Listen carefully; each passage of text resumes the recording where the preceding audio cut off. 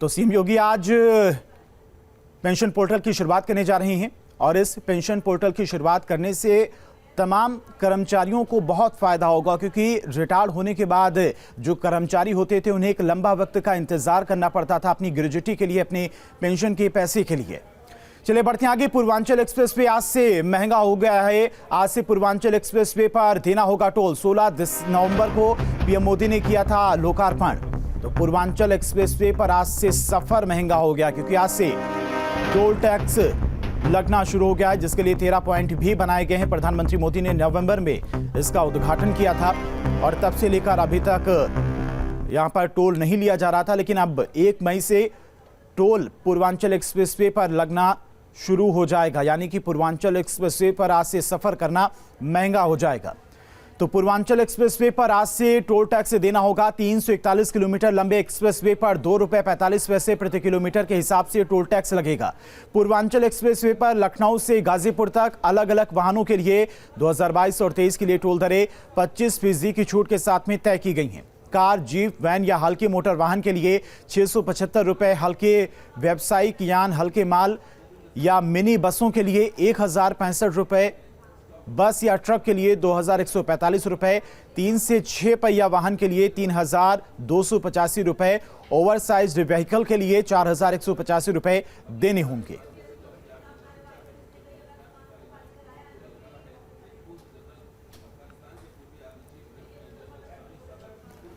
और प्रयागराज से बड़ी खबर है। थरवई हत्याकांड से जुड़ी खबर है। सामूहिक हत्याकांड की जांच के लिए एसआईटी गठित की गई है।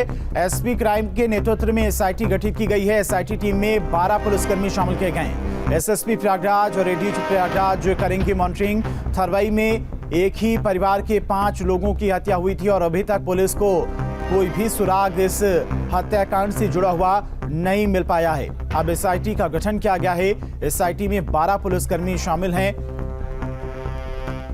तो थरवई हत्याकांड से जुड़ी हुई बड़ी खबर आपको बता रहे। 5 लोगों की एक साथ हत्या कर दी गई थी और इस हत्याकांड से जुड़ा हुआ कोई भी सुराग अभी पुलिस के हाथ नहीं लग पाया है, जिसके बाद अब एसआईटी का गठन किया गया। एसआईटी आगे मामले की जांच करेगी। 12 पुलिसकर्मी एसआईटी की टीम में शामिल किए गए। कॉमन सिविल को यूपी में लागू करने के लिए बीजेपी ने एक रणनीति तैयार की है और इसके लिए बीजेपी और सरकार मिलकर अल्पसंख्यकों का घर घर जाकर मन टटोलने की कोशिश में है। वहीं विपक्ष इसको लेकर असमंजस में है, वो इसका विरोध करे या फिर समर्थन।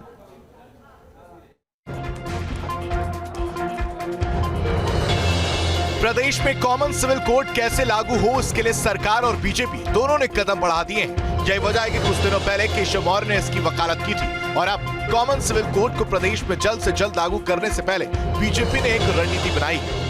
इस रणनीति के तहत पार्टी के पदाधिकारी, कार्यकर्ताओं के साथ ही सरकार के तमाम नुमाइंदे अब लोगों को इसके फायदे बताएंगे। सरकार का फोकस अल्पसंख्यक इलाकों पर ज्यादा है। तो ये सारी चीजें आपको पिछली बार भी आपको पता है कि जनता से इसमें हम लोगों ने बाकायदा उनके सारे सुझाव मांगे गए हैं और वो सुझाव आ चुके हैं। बाकायदा सरकार ने सुझाव मांगे थे और बड़े पैमाने पर पूरे प्रदेश से, हर धर्मगुरु से, हर आम आदमी से सुझाव लिए गए हैं और सुझाव आ चुके हैं। उसके उपरांत ही इस पर निर्णय लिया जाएगा, क्योंकि वो सुझाव ऑलरेडी आ चुके हैं हमारे पास में। 2022 से पहले ही हम लोगों ने पहले भी इसकी कैंपेन चलाई थी और अभी भी जरूरत पड़ेगी तो हम जाएंगे। एक तरफ सरकार कॉमन सिविल कोड को सूबे में लागू कराने के लिए अल्पसंख्यकों को समझाने की कोशिश शुरू करेगी, तो वहीं कई सियासी दल इस पर खुलकर अपना पक्ष रखने से कतरा रहे हैं।